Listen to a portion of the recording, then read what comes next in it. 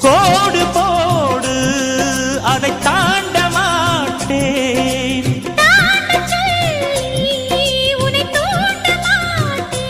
உன்னோடு கட்டில் சம்மதம் வாங்கும் வரையிலும் காமன் பண்டிகை கொண்டாட மாட்டேன். காதல் இல்லாதது ஒரு வாழ்க்கையாகுமா? கண்கள் இல்லாமலே ஒரு காட்சி தோன்றுமா?